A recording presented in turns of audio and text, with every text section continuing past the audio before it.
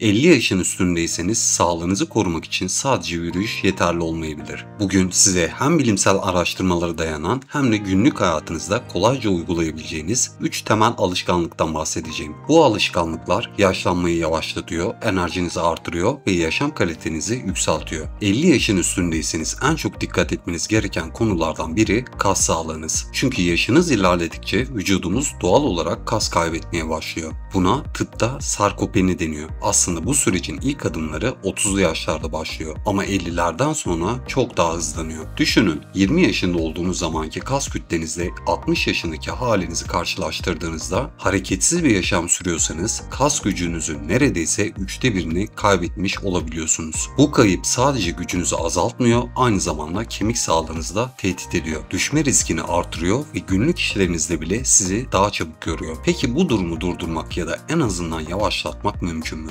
Kesinlikle evet. Bunun için düzenli olarak kas güçlendirici egzersizler yapmak gerekiyor. Ama gözünüz korkmasın. Bahsettiğim şey spor salonunda saatler geçirmek değil. Evde kendi beden ağırlığınızla ya da basit bir direnç bandı kullanarak yapabileceğiniz hareketler. Bunlar oldukça etkili. Mesela sabah kahvenizi içtikten sonra sadece 10 dakikanızı ayırarak başlayabilirsiniz. Sandalyeden kontrollü bir şekilde oturup kalkmak, yani basit bir squat hareketi bacak kaslarınızı güçlendirir. Duvarda yapacağınız hafif şınav hareketleri kollarınızı ve göğüs kaslarınızı çalıştırır. Elinizdeki 1 litrelik su şişeleri bile küçük bir ağırlık görevi görebilir. Bunları haftada 2-3 kez her seferinde 15-20 dakika yaptığınızda farkı hissedeceksiniz. Önceleri merdiven çıkarken nefes nefese kalıyorsanız birkaç hafta sonra daha rahat çıktığınızı fark edeceksiniz. Alışveriş torbalarını taşırken zorlanmayacak, günlük işlerinizi daha kolay yapabileceksiniz. Bilimsel araştırmalarda bunu doğruluyor. Örneğin Amerika'da yapılan büyük bir çalışma haftada en az 2 kez kas güçlendirici egzersizi yapan 50 yaş üstü bireylerde düşme riskinin %40'a kadar azaldığını gösteriyor. Yani bu egzersizler sadece kaslarınızı değil, aynı zamanda bağımsızlığınızı da koruyor. Çünkü yaşlılıkta en büyük sorunlardan biri düşmeler ve buna bağlı kırıklardır. Güçlü kaslar güçlü bir denge demektir. Şunu da vurgulamak lazım. Kas egzersizleri sadece fiziksel gücünüzü arttırmıyor. Aynı zamanda metabolizmamızı hızlandırıyor. Yaş ilerledikçe kilo almak kolay, kilo vermek ise zor hale geliyor. Düzenli yapılan kas egzersizleri yağ yakımını destekliyor, kan şekeri kontrolünü iyileştiriyor ve kalp damar sağlığınızı olumlu etkiliyor. Özetle yürüyüş çok faydalı ama tek başına yeterli değil. Ona mutlaka basit kas egzersizleri eklemelisiniz. Günde 10-15 dakika ayırarak kas sağlığınızı koruyabilir ve yaşam kalitenizi artırabilirsiniz. Şimdi kas gücünden bahsettik. Gelelim sağlıklı yaşamın bir diğer olmazsa olmazına. Esneme ve denge çalışmaları. Yaş ilerledikçe sadece kaslarımız değil, eklemlerimiz de değişime uğruyor. Eklemleri çevreleyen bağ dokuları sertleşiyor, esneklik azalıyor. Bunun sonucunda bel,